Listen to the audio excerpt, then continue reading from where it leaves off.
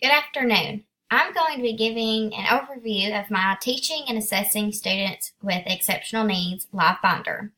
So I went ahead and pulled it up, and I'll just briefly go over what I have chose to put in here and why it's important.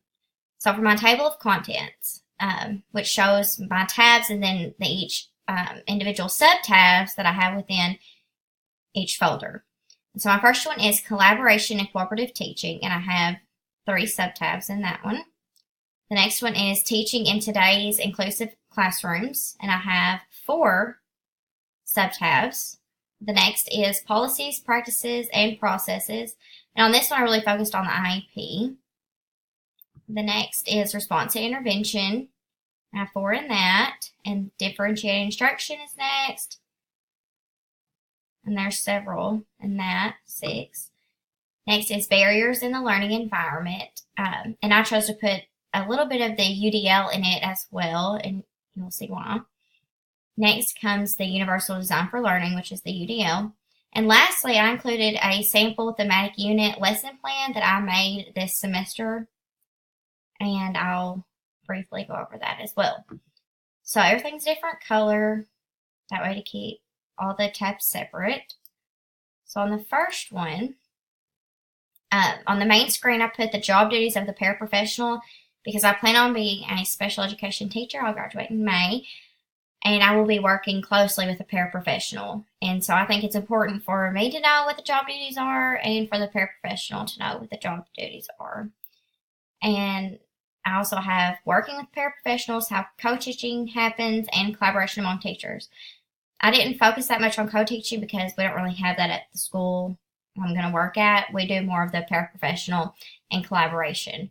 And so I chose those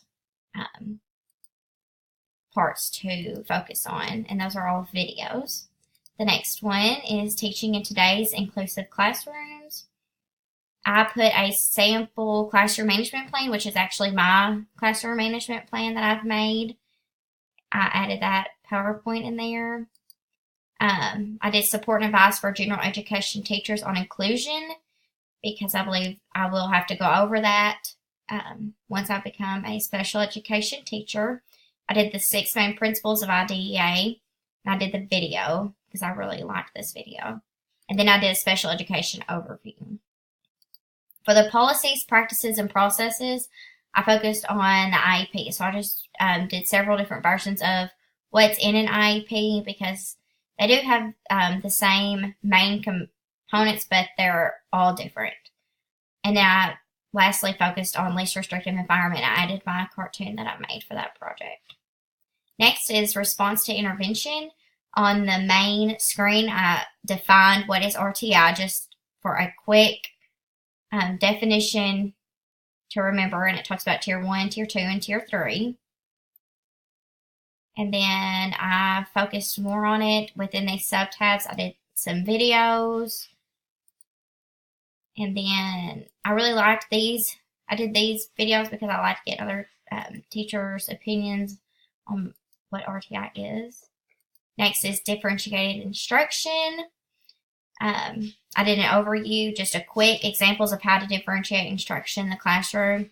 I did this in case I'm just looking back for a quick reminder on, hey, this isn't working, so what can I do different? I did content, process, product, and the learning environment because I believe those are, the 4 main ways to differentiate easily within the special education classroom. So I focused, on Marzano's 9 high-yield instructional strategies. I did another that's actually a document on what teachers can differentiate it. The more in-depth one, did a PowerPoint. I added my differentiated instruction puzzle because it focuses on that. And then I did my differentiated instruction video as well, just so I can remind myself, hey, this is what I've said about this. Next is the barriers in the learning environment. This was the most common barriers. And so you can click on these links and it'll just take you to another one. And they usually, pop up pretty easy. And they're easy to navigate and work. I chose pretty simple websites that just get straight to the facts. So these are on the barriers. Next is the UDL. I did quite a bit on UDL because it's a lot and it can be, pretty overwhelming and confusing. And so I did quite a bit on it just to be sure, that all areas are covered.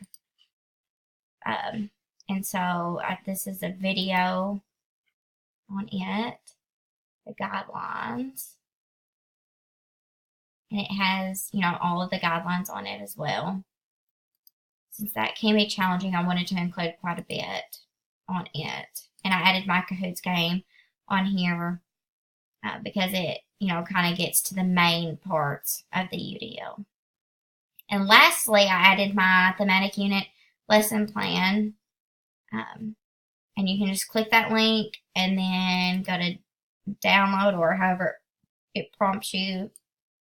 And then it is broken down. It's understanding by design model. I just finished it. And so that is just a good guideline on how to do a thematic unit. This was just for a week, Monday through Friday. But it was a good overview, and it's a good lesson that I probably will use once I become a teacher. So that's exciting. But thank you for watching about my live binder, and I look forward to using it, and I hope that other people find it useful as well.